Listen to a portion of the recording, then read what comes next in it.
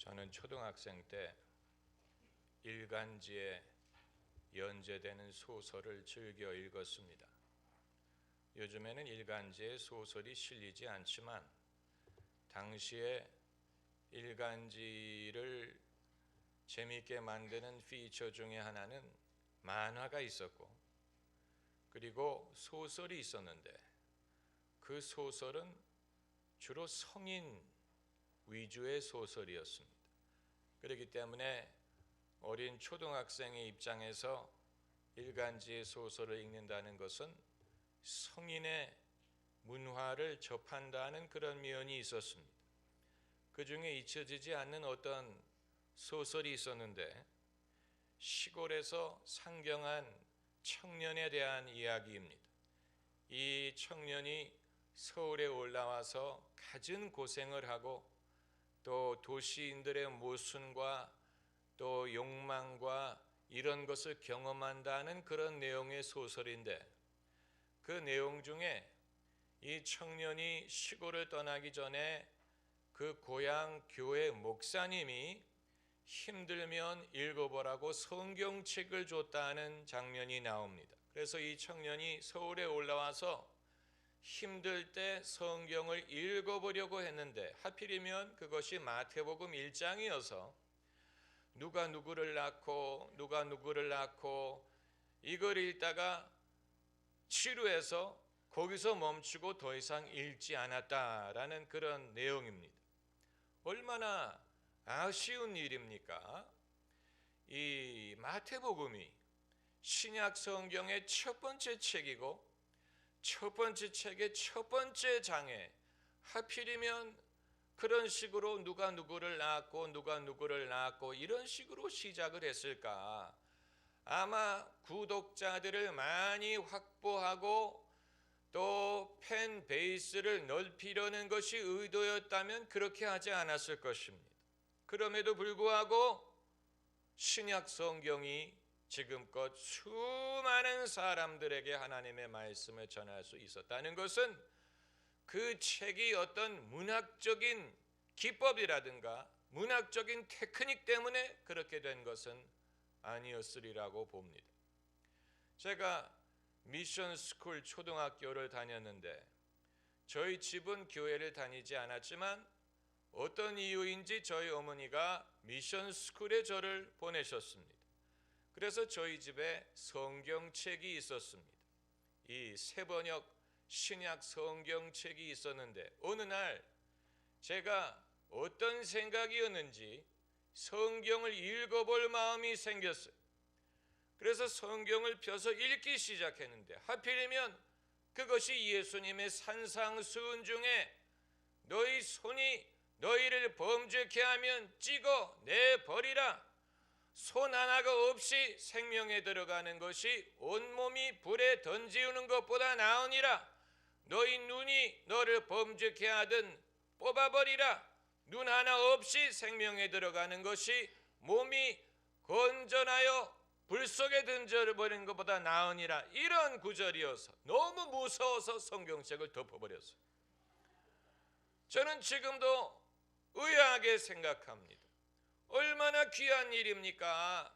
초등학생이 성경을 읽어봐야 되겠다라는 마음이 들어서 성경을 열어봤으면 그것이 계기가 돼서 뭐 하나님의 사랑이라든가 은혜라든가 이런 것을 읽을 수 있다면 얼마나 좋았겠습니까? 그러나 하필이면 처음 읽은 구절이 예수님의 말씀 중에서도 제일 무서운 말씀, 엄한 말씀, 심판에 대한 말씀이었기 때문에 어린 제가 이건 무서워서 못 읽겠다라고 책을 덮어버렸으니, 그러나 이 모든 것은 결국 무엇을 보여주느냐? 사람이 예수 그리스도께 오는 것은 자기의 의지로 되는 것이 아니고 아버지께서 그를 이끄셔야 된다는 것을 보여줍니다. 예수님 말씀하시기를 아버지께서 내게로 이끌지 아니하시면 아무라도 내게로 올 수 없느니라.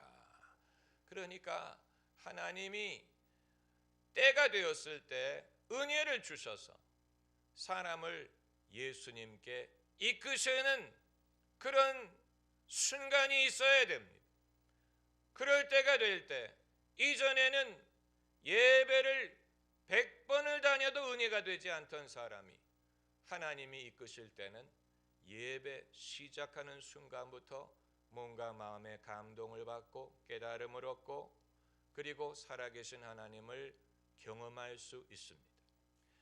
이전에는 100번 성경을 읽어도 무슨 말인지 모르고 지루하고 상관이 없는 것 같았는데, 아버지가 나를 예수께로 인도하실 때는 성경책을 열기만 해도 마음이 두근거리고 마음이 뜨거워지고 한 구절 한 구절이 내게 주시는 말씀으로 들립니다. 그렇기 때문에 신앙인이 된 사람은 신앙이 되기 이전에 여러 번의 거짓된 가짜 시작이 있어요.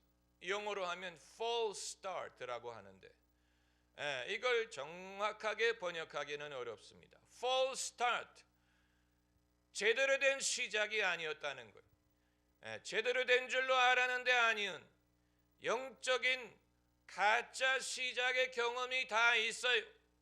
아마 여러분도 그러셨을 것입니다. 여러분이 과거에 어렸을 때 교회를 다니던 미션 스쿨을 다니던 그때도 설교도 듣고 성경 말씀도 들었지만 그때는 아무런 깨달음이나 믿음을 얻지 못했는데 하나님이 은혜를 주실 때가 되니까 그때 어려워 보였던 것이 쉽게 느껴지고 닫혔던 문이 열리는 것, 이런 것을 경험하셨을 것입니다.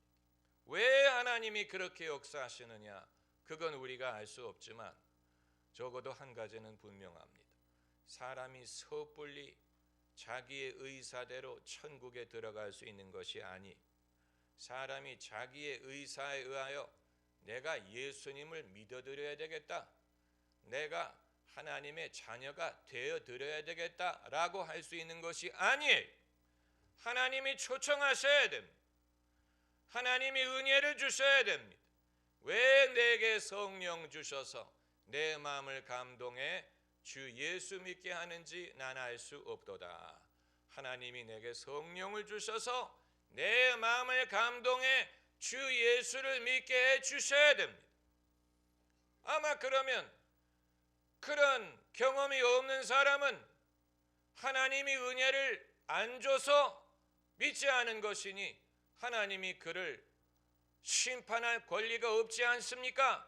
그건 옳지 않은 질문이, 그 사람에 대해서는 하나님이 그 하나님과 그 사람 사이에 심판할 이유가 있을 것입니다.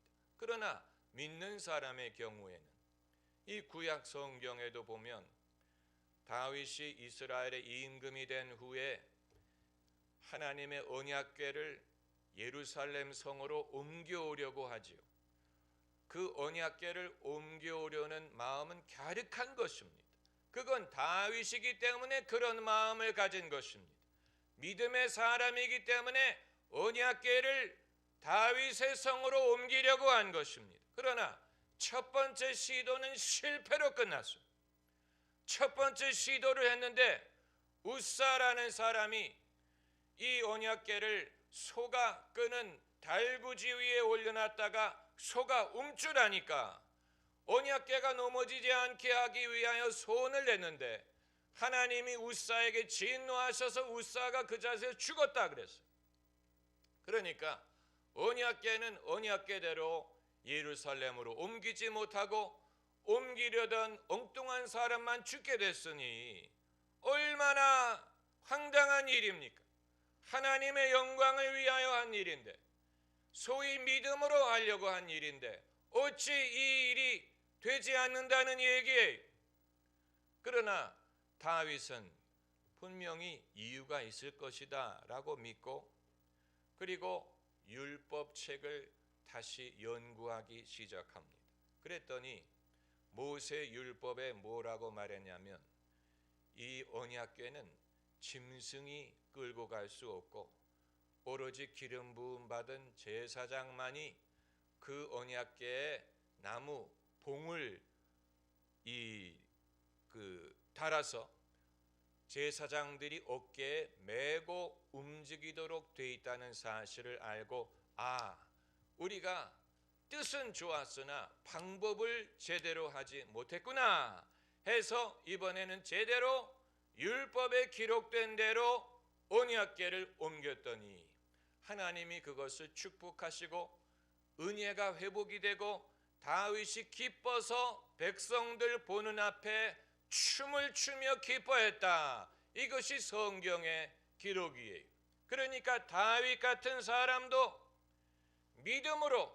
믿음이 동기가 되어서 한 일이었음에도 불구하고 false start가 있었다는 얘기, 가짜 시작이 있었다는 얘기, 뜻대로 이루지 못한 일이 있었다는 얘기입니다. 이런 경험을 통하여 우리는 겸손을 배우고 이 모든 것이 내가 주인이 아니라는 사실을 배우고 주님이 허락하시고 축복하셔야 된다는 사실을 배우고, 그리고 주님의 더 좋은 때를 기다리는 법을 배웁니다. 내가 내 의지로 무엇을 해서 성사시킬 수도 있지만 하나님이 허락하시고 하나님이 축복하셔서 이루는 것은 질적으로 다르고 분위기가 다르고 사람들의 반응이 다르고 그리고 결과가 다릅니다. 신약 성경도 마찬가지. 사도 바울이 다메섹 도상에서 예수님을 만나고 회심을 하지요. 이것이 바울의 유명한 다메섹 도상 회심입니다. 교회를 핍박하던 자가 이제는 예수님을 섬기는 자가 되고 예수님을 전하는 자가 됐어요. 예수님이 바울을 사도로 부르셨습니다. 얼마나 흥분되고 얼마나 놀라운 일이겠습니까? 사울이 얼마나 흥분했겠습니까? 그래서 그가 예루살렘으로 돌아가자마자 당장 예수님이 그리스도임을 증거하기 시작했는데, 아마 사울이 이젠 바울이죠. 바울이 기대하기는 그의 말을 듣는 사람마다 다 예수님을 영접하고 큰 부흥이 일어나리라고 기대를 했는지 모르겠는데, 오히려 바울로 말미암아 예루살렘 유대인 커뮤니티에는 갈등이 발생하고 사람들이 바울을 미워하고 거절하고, 그것 때문에 그리스도인들의 입장이 난처해지고, 바울은 예루살렘에서 persona non grata, 그 말은 환영받지 못한 인물이 되어버렸어요. 그래서 어떻게 했습니까? 사람들이 그를 죽이려고 성문에 기다리고 있었기 때문에 몰래 광주리에, 옛날 최초의 엘리베이터입니다, 광주리에 바울을 올라타게 하고 그걸 달아내려 가지고 몰래 도망가서 바울은 고향 다소로 돌아갔습니다. 아마 그 마음속에 의문이 있었을 거예요. 내가 분명히 예수님을 만났는데, 예수님이 분명히 나를 제자로 부르셨는데, 그래서 나는 주님의 명한대로 복음을 전하려고 한 것뿐인데 왜 결과가 이랬을까? 고민이 많았을 거예요. 성경이 말을 하고 있지는 않지만 그가 다소에 가 있는 동안에 그의 심리 상태가 어땠을지를 상상할 수 있었습니다. 많은 괴로움이 있었을 것입니다. 내가 하나님의 뜻을 잘못 알았나? 내가 잘못 이해했나? 내가 뭘 잘못했나? 그러나 이것도 역시 바울에게는 거짓된 시작이었어요. 준비되지 않은 시작이었어요. 아직 때가 아니었어요. 그러다가 예루살렘이 핍박을 받아 성도들이 흩어지면서 어디까지 갔냐면 안디옥까지 가서, 안디옥에 간 사람들이 유대인에게만 복음을 전하지 않고 이방인들에게 복음을 전해서 안디옥 교회가 최초로 이방인과 유대인이 같이 예배드리는 교회가 됩니다. 그리고 바나바가 바울을 찾아 다소에 가서 그를 데리고 안디옥에 가면서 그때부터 바울의 본격적인 사역이 시작이 된 것입니다. 그러니까 이 시간적으로 얼마만큼의 갭이 있었는지는 모르겠지만 예수님이 다메섹 도상에서 바울에게 나타나신 그 시점부터 바울이 안디옥에서 본격적인 사역을 시작하셨을 때까지 그 기간 동안은 기다리는 시간, 준비하는 시간, 하나님의 때를 앙망하는 시간이었어요. 그 이전에 바울이 자기 임의로 무엇을 할 수 있었던 것이 아니고 그것을 하나님이 축복하지 않았습니다. 그래서 바울이 안디옥에 있을 때 비로소 사도행전 13장에 안디옥 교회에 선지자와 교사가 있으니 하면서 5명의 이름을 열거하는데 그 중에 바울의 이름이 포함되어 있습니다. 아직은 그를 사도라고 부르지 않았어요. 아직은 그를 선지자와 교사라고만 불렀어요. 이후에 성령이 그를 파송하면서 그때부터 바울은 사도의 사역을 시작한 것입니다. 그러니까 우리가 예수님을 믿는 것이나 회심하는 것이나 주님을 섬기는 것이나 이 모든 것이 다 귀중한 것이고 복된 것이로되 이것은 사람이 임의로 자기 마음대로 결정하고 선택하고 할 수 있는 것이 아니고 하나님이 허락하셔야 되고 은혜를 주셔야 되고 축복하셔야 되고 길을 열어주셔야 되고 기름 부음을 주셔야 됩니다. 여러분이 다 그것을 경험하셨을 것입니다. 그리고 경험하고 있는 분들도 계실 것입니다. 주님의 때를 기다릴 때 내가 섣불리 내 의지로 무엇을 하려고 해서 만족하지 못할 때 마음이 상합니다. 마음이 상하는 경험이 없는 그리스도인이 없습니다. 저도 초등학생 때 성경을 읽다가 성경이 무섭다, 예수님은 왜 이런 무서운 말씀을 하셨을까 하고 성경책을 덮었던 것이 아마 저에게 편견을 줬을지 몰라요. 그 이후에 주님이 나를 사랑하신다는 것을 알게 되고 주님이 오신 것은 죄인을 심판하려 함이 아니요 죄인을 건지려 함이라는 것을 깨닫게 될 때까지는 많은 시간이 걸렸습니다. 여러분, 신앙은 우리가 섣불리 판단하고 섣불리 공부할 수 있는 것은 아니, 이것은 영적인 진리이기 때문에 성령이 여러분에게 지혜를 주셔야 되고 성령이 깨달음을 주셔야 됩니다. 하나님이 우리를 위하여 예비하신 모든 것은 눈으로도 보지 못하고 귀로도 듣지 못하고 마음으로도 깨닫지 못한다고 했어요. 마음, 이것은 인간의 이성, 인간의 감성, 인간의 지성, 모든 것을 포함하는 것인데 사람의 마음으로도 깨닫지 못합니다. 그럼 어떻게 아느냐? 오직 성령으로 이 모든 것을 우리에게 보이셨느니라. 여러분, 제가 성령을 강조하는 것이 제가 성령파이기 때문에 저의 어떤 스타일에 의해서 그렇게 하는 것이라고 생각하면 안 됩니다. 성경은 처음부터 끝까지 예수님이 공생애를 시작한 것도 성령이 비둘기처럼 임하셨기 때문에 그것이 가능했던 것이고 또 120명의 사도들이 초대교회를 세울 수 있었던 것도 오순절날 성령이 그들에게 임하셨기 때문에 가능한 것이고 성령은 교회와 함께 하십니다. 예수님이 재림하실 때까지 교회와 함께 하십니다. 그렇기 때문에 요한계시록의 마지막 장 마지막 성경 구절 중에 하나가 신부와 성령이 말하기를 오시옵소서. 여기서 신부는 교회를 말하는 것이고 성령, 다시 말하면 예수님이 오실 때까지 성령이 교회와 함께할 것임을 말하는 것입니다. 성령이 없이는 교회가 없어요. 성령이 없다면 교회가 아니에요. 성령이 없으면 사역을 할 수가 없어요.